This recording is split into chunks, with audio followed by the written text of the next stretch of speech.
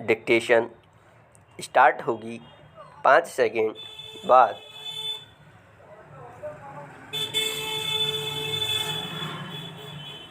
Start.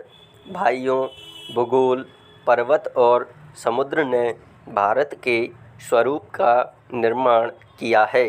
कोई मानव संस्था इसके आकार को बदल नहीं सकती और न ही उसके अंतिम लक्ष्य में बाधक बन सकती है। आर्थिक परिस्थितियों और अंतर्राष्ट्रीय मामलों की लगातार मांगों के कारण भारत की एकता और भी आवश्यक हो गई है। भारत के जिस चित्र को हमने अपने दिलों में संजोया है, वह सदा हमारे दिलों और दिमागों में रहेगा। अखिल भारतीय कांग्रेस समिति गंभीरता से यह विश्वास करती है कि जब वर्तमान भावनाओं की उत्तेजना समाप्त हो जाएगी, तो भारत की समस्याओं को उचित परिप्रेक्ष्य में देखा जाएगा और भारत में दो राष्ट्रों के अस्तित्व के झूठे सिद्धांत को समाप्त कर दिया जाएगा और सभी इसका त्याग कर देंगे। सामान्यतः राष्ट्रीयता जातीय, भाषाई अथवा भौगोलिक तत्वों पर आधारित होती है, परंतु इस्लाम का अलग अस्तित्व है जो अन्य धार्मिक वर्गों में मिश्रित नहीं होता।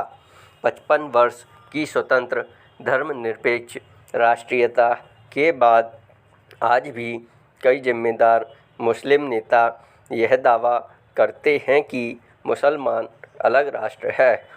पैरा एक जिम्मेदार दल द्वारा इतने अधिक करुणाजनक और आत्मभ्रामक प्रस्ताव की कल्पना भी नहीं की जा सकती, जितना कि अखिल भारतीय कांग्रेस समिति ने 15 जून 1947 को पास किया था। सभी नेता थक चुके थे और बूढ़े हो रहे थे। आदर्शवाद की जिस ज्वाला ने उन्हें 26 वर्ष पूर्व प्रेरित किया था, उसका जोश ठंडा होने लगा था। कांग्रेस का विकास सदा ही बदलते नेतृत्व के माध्यम से हुआ था, परंतु पिछले 25 वर्षों में वही नेता कांग्रेस की सत्ता संभाले हुए थे। उनके व्यक्तित्व और उनके त्याग ने उनको जो ख्याति प्रदान की थी, उनको जो बल प्रदान किया था, उसको कोई युवा नेता चुनौती देने का साहस नहीं कर सकता था। विभाजन के विरोध में केवल एक ही स्वर था और वह था गांधी जी का, परंतु वे भी बहुत बूढ़े हो गए थे और उनका स्वास्थ्य भी ठीक नहीं था। उन्होंने अखिल भारतीय कांग्रेस समिति से प्रस्ताव स्वीकार करने के लिए कहा।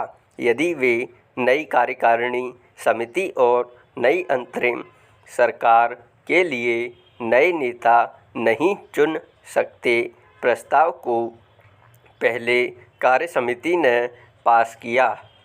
गांधी जी से विशेष रूप से प्रार्थना की गई कि वे उपस्थित हों और सभा को संबोधित भी करें।